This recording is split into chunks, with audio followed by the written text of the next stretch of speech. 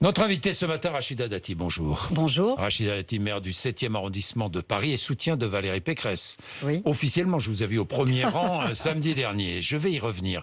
Emmanuel Macron sur TF1 ce soir. Recours, justement, de Valérie Pécresse devant le CSA. Pourquoi ce recours ? Franchement, c'est classique. Un président de la République qui prend la parole avant d'être candidat. Enfin, c'est classique pour tous les présidents candidats. C'est Oui, déjà arrivé tous par les le présidents passé. candidats, oui. Donc, Ils font tous la même chose. Hein. Oui, non, mais que Valérie Pécresse fasse le recours, moi je trouve ça bien, pourquoi pas. Pour qu'évidemment, ça permet aussi de rappeler que le président Macron est aussi candidat.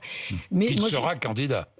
moi, je vais vous dire, je trouve que cette histoire d'équité ou d'égalité de temps de parole, c'est un peu dépassé. Aujourd'hui, vous avez tellement de moyens de vous adresser aux Français, par tellement de voix. Regardez, le CSA avait voulu sanctionner Éric Zemmour en disant il ne doit pas se servir de CNews comme tribune à sa candidature. Oui. Et puis finalement, on ne l'a jamais autant vu et autant entendu. Oui, c'est Donc vrai. c'est pas parce que vous privez quelqu'un d'une parole audiovisuelle ou télévisuelle que vous ne l'entendrez pas, que vous ne le verrez pas. Donc moi, je Ce sont trouve que des c'est un peu polémiques dépassé. ridicules. Non, mais Franchement. je trouve que c'est dépassé. C'est dépassé. Voilà. Polémique Si vous voulez dépassée. vous adresser aux Français, de toute façon, personne n'est dupe. Emmanuel Macron est candidat. Enfin, moi, Oui. je veux dire que moi, je serais face à lui, je lui demanderais même pas est-ce que vous êtes candidat. Alors dites-le nous. Il est candidat. Je veux dire que sinon, vous pensez que son parti gaspillerait autant d'argent avec des tracts 50 plus. Enfin, et il est candidat. Voilà. Il est candidat, bien. Rachida Dati, parlons de la justice, parce qu'il y a colère des magistrats, colère des greffiers, et pourtant, mobilisation aujourd'hui, et pourtant jamais le budget de la justice n'a été augmenté autant que sous Dupond-Moretti, enfin le dernier budget 2021, plus 8%. Alors pourquoi ? Que se passe-t-il ? C'est un retard qu'il faut rattraper ? C'est quoi ? Que se passe ? Vous connaissez bien la justice, bien sûr, vous avez été garde des Sceaux.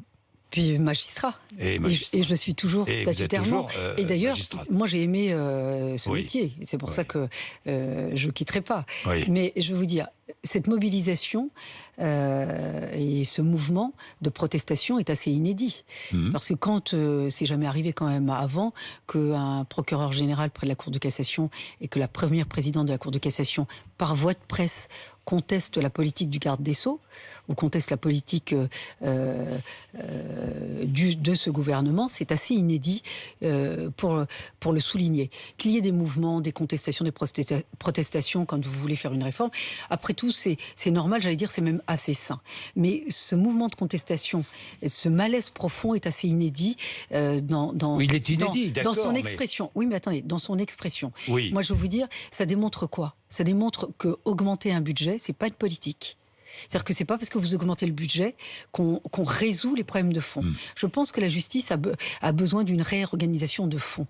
Moi, je me permets juste de dire que j'ai mené des réformes importantes quand j'étais garde des Sceaux, que ce soit la carte judiciaire, la réforme de l'administration, de l'école de la magistrature, du Conseil supérieur de la magistrature, dont bénéficient aujourd'hui ces magistrats. Elles n'ont jamais été remises en cause. Mais simplement, il faut faire des réformes de fond, ce qui n'a pas été le cas dans ce quinquennat. Et augmenter le budget, ça va rien arranger. Est-ce qu'Éric Dupond-Moretti, garde des Sceaux, c'était un mauvais choix d'Emmanuel Macron ? Moi, j'en ferai pas un sujet de personne. Je vous dis simplement qu'aujourd'hui... C'est un échec ou pas ? Pour les justiciables... C'est un échec ou pas ? Non, mais moi, ce que je dis aujourd'hui, c'est que sur ce quinquennat, le rendez-vous avec la justice a été manqué. Les Français sont mécontents de la politique pénale qui n'existe pas aujourd'hui en France. Vous n'avez pas de politique pénale claire, ferme et assumée. Elle n'existe pas. Moi, j'ai rarement vu Monsieur Dupond-Moretti avoir une réunion avec l'ensemble des procureurs et des procureurs généraux pour expliquer la politique pénale, en fonction d'ailleurs de la délinquance en France. Ça n'a pas existé. Des réformes de fond, d'organisation. La justice a besoin de réformes de fond, d'organisation. C'est une organisation assez curieuse que les gens disent, oui, mais il y a un président de tribunal. Mais il faut savoir que le président de tribunal n'a pas d'autorité sur les magistrats. Vous avez le procureur qui a une autorité hiérarchique sur les substituts ou les procureurs adjoints, mais ça n'est pas une autorité dans le fonctionnement, enfin, de fond. Vous avez les greffiers qui sont aussi un corps à part. C'est-à-dire que la justice, elle est dirigée par 3 pôles. Ces 3 pôles très différents dans leur management, dans leur organisation et dans leur fonctionnement. Et moi, y compris en interne. Aujourd'hui, il faut revoir cette organisation de manière profonde. Ça n'a pas été le cas et je pense que ce quinquennat a eu un rendez-vous manqué avec la justice. Le pass sanitaire des plus de 65 ans conditionné à une dose de rappel à partir d'aujourd'hui. Évidemment, vous défendez la vaccination, Rachida Dati, à fond. De toute façon, quel est le meilleur outil pour mettre fin à cette pandémie aujourd'hui? Comme outil, les traitements sont en cours de développement et la vaccination a démontré quand même son efficacité. Même si on se recontamine, même si on peut être de nouveau positif avec la vaccination, mais la vaccination empêche, en tous les cas, dans sa grande majorité, les formes graves. Valérie Pécresse est favorable à un reconfinement uniquement des non-vaccinés, vous aussi? Non, parce que, je veux vous dire, aujourd'hui, on a une majorité, juste 2 secondes. On a une majorité des Français qui sont aujourd'hui vaccinés, une grande majorité. Mais en général, dans une population, vous avez toujours une fraction réfractaire, qu'elle soit réfractaire à l'autorité ou à des instructions. Donc aujourd'hui, il faut évidemment encore inciter à la vaccination. Le pass sanitaire, en fait, c'est un pass vaccinal, si on se dit les choses. Simplement. C'est bien ou pas? Mais moi, je trouve que c'est très bien. Bien sûr, faut le défendre. Et puis sur cette partie encore réfractaire, je pense qu'il faut y aller par la pédagogie, par la conviction. Il faut aussi aller les chercher. Parce que sinon, plus on va les montrer du doigt, plus on va les radicaliser. Ça se finit comment pour certains? Avec des fausses passes sanitaires. Et on a vu le drame qu'a connu une dame, parce qu'on a vu sur vos plateaux, le drame de cette dame qui a eu acheté un faux pass vaccinal. Et ça s'est mal fini pour elle. Alors vous allez me dire, c'est sa responsabilité. Mais aussi la responsabilité du pouvoir public, c'est de pouvoir convaincre au plus près, et des médecins au plus près et au plus proche. Bien, Valérie Pécresse. Pécresse, une technocrate, a pu avoir une carrière de ministre parce que elle était une femme, a déclaré Éric Zemmour en septembre dernier. Il se défend d'être misogyne. L'est-il misogyne, à vos yeux? Il a tenu des propos très misogynes. Par le passé, enfin un passé aussi très récent, puis par certains comportements. Mais réduire Valérie Pécresse à uniquement son sexe, c'est plus que réducteur, c'est le cas de dire. C'est votre adversaire principal, Zemmour, Éric Zemmour. Vous savez, moi, j'ai pas fait de la politique pour avoir des adversaires. J'ai fait de la politique pour défendre des idées, pour aussi convaincre d'autres sur des idées. Vous avez un électorat voisin. Enfin, vous, Valérie Pécresse, Éric Zemmour et même Marine Le Pen. Écoutez, Monsieur Bourdin, je vais vous dire, moi, ça va être fermer le banc. J'ai rien en commun avec Éric Zemmour. Je vous le dis très clairement. J'ai rien en commun dans nos parcours. J'ai rien en commun dans la vision de la France. J'ai rien en commun dans les propositions qu'il peut faire sur certains. Qu'est-ce qui sépare Valérie Pécresse d'Éric Zemmour? En tout cas, en ce qui me concerne, tout. Tout, c'est-à-dire tout. Sa vision de la France, sa conception des Français, sa vision, sa conception, j'allais dire, parce que c'est pas un historien, de l'histoire de France et de ce que sont les valeurs républicaines. Voilà, si je suis face à vous aujourd'hui, c'est que la France, ses valeurs ont permis un parcours comme le mien, avec des parents qui sont arrivés en France dans les années 60 pour travailler. Avec Zemmour, et avec des parents, ça aurait été impossible? Il remet en cause tout ça. Il remet en cause tout ça. Il refait même l'histoire. Peut-être que mes parents n'auraient peut-être jamais pu venir en France. Je ne serais pas née en France. Peut-être que je n'aurais pas pu devenir française. Je n'aurais pas pu accéder aux responsabilités que j'ai pu avoir grâce à l'école, notamment. Grâce à l'école. Grâce à des personnes aussi qui m'ont tendu la main. Donc, voilà. Donc, moi, j'ai rien en commun avec Monsieur Zemmour. Oui, vous soutenez... Et puis, n'oubliez pas, j'ai été, entre guillemets, sa première victime politique, puisque lorsque j'étais garde des Sceaux, que j'avais appelé ma fille du prénom de maman, il l'avait violemment contesté. Il avait même dit que j'étais indigne de la République, ou que la République ne pouvait pas m'accueillir ou accueillir ma fille en raison de son prénom. Donc, c'est quand même assez violent, et c'est pas la France. Vous soutenez Valérie Pécresse sans réserve, mais comment va-t-elle faire pour séduire à la fois les électeurs centristes et les sympathisants LR, plus proche d'Éric Zemmour que d'Emmanuel Macron? Il y en a, vous le savez, Éric Ciotti le premier, qui l'a dit. Qu'il a revendiqué. Monsieur Bourdin, la politique, c'est pas du marketing. Hein. Non, c'est pas je vous donne un yaourt à la vanille. La politique, je vais vous convaincre. Ce qu'on pense aussi. Justement. Éric Ciotti a dit ce qu'il pensait. Bien sûr. Il préfère Zemmour à Macron. C'est pas ma conception. Oui. Voilà, c'est pas ma conception. Voilà, moi je vais vous dire, ma conception de la politique et de la droite, aujourd'hui la France est majoritairement à droite, dans ses valeurs et dans ses attentes. Que veut la France? Que veulent les Français? Et notamment les classes populaires qui ont été totalement oubliées dans ce quinquennat, mais aussi peut-être aussi un peu par nous, à la droite. Et aujourd'hui, vous savez, vous ne pouvez pas être élu à la présidence de la République si vous ne convainquez pas les classes populaires. Qu'est-ce qu'elles veulent, les classes populaires? Elles veulent plus d'autorité, plus de sécurité, une école qui rétablisse l'ascenseur social, parce qu'ils veulent que leurs enfants aient un sort qui soit meilleur que le leur. Que veulent-ils? Qu'on réduise les inégalités, qu'on revalorise le travail. C'est-à-dire que quand vous travaillez, votre travail vous apporte quelque chose de plus que si vous ne travaillez pas. Reconnaissance du mérite. Qu'on maîtrise aussi les flux migratoires, puisque les flux migratoires non maîtrisés, évidemment, ça crée des fractures dans notre pays. Aujourd'hui, notre pays n'a jamais été autant fracturé. Et donc, c'est rétablir l'autorité, avoir une politique pénale, faire réduire les inégalités, revoir les méthodes d'apprentissage à l'école. Je vous invite à lire le dernier rapport de la Cour des comptes sur l'école. C'est catastrophique. Comment les inégalités se sont aggravées, comment l'école ne permet plus une ascension sociale. Tout ce qui fait le cœur de la France, tout ça est cassé aujourd'hui. Rachida Dati, je sens votre volonté, cette volonté de faire avancer les choses, d'être là. Vous ne regrettez pas de ne pas avoir été candidate? Non, franchement. Très franchement, non, j'ai mené. Vous pourriez être à la place de Valérie Pécresse. Quand vous faites de la politique, vous pouvez vous voir partout. Oui. J'ai toujours considéré que la fonction présidentielle, pour moi, elle avait un peu plus, de la sacralité.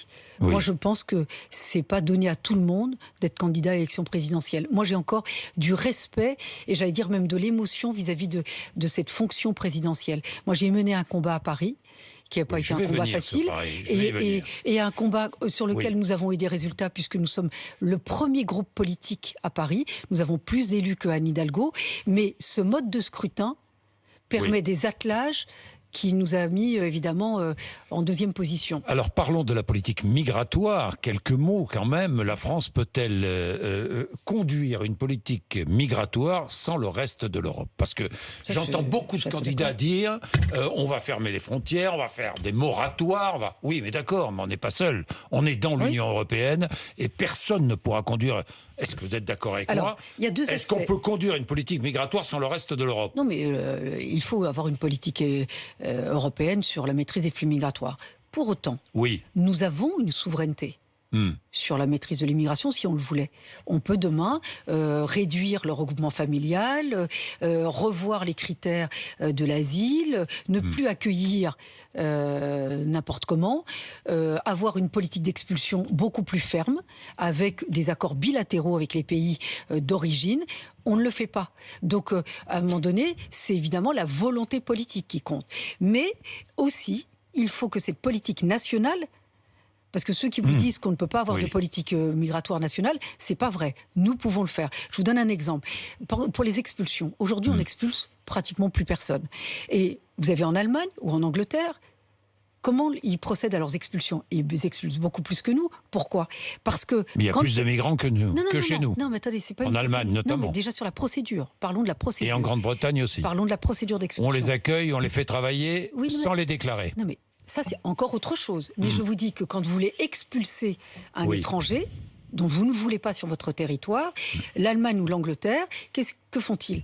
Ils essayent de l'expulser. Le pays n'en veut pas d'origine. Ils sont placés dans un centre de rétention jusqu'à l'expulsion. Et parfois, c'est les migrants eux-mêmes qui disent, écoutez, on va rentrer, on va vous dire qui on est, et parce qu'on veut partir, on ne veut plus rester dans le centre de rétention. Vous avez, aujourd'hui en France, péniblement, on a augmenté le délai de rétention à 90 jours. Vous avez en Allemagne, c'est plus de 6 mois, et en Angleterre, c'est presque à l'infini. Donc, tant que la personne n'est pas expulsée, il est en centre de rétention. En France, on ne le fait pas. Donc déjà, on pourrait changer la durée de rétention. Donc, si on voulait avoir une politique de maîtrise des flux migratoires de manière ferme et claire, nous pourrions le faire en France. Ensuite, au niveau européen, et d'ailleurs, ça peut être l'enjeu de la présidence française de l'Union européenne, c'est d'avoir une politique harmonisée sur quoi?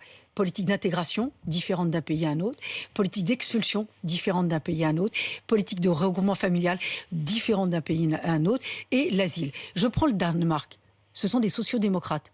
Ils ont réduit, pour ne pas dire quasiment supprimé, l'asile, en disant nous on n'accueille plus parce qu'on ne peut plus accueillir. Donc l'asile au Danemark est quasi réduit à néant.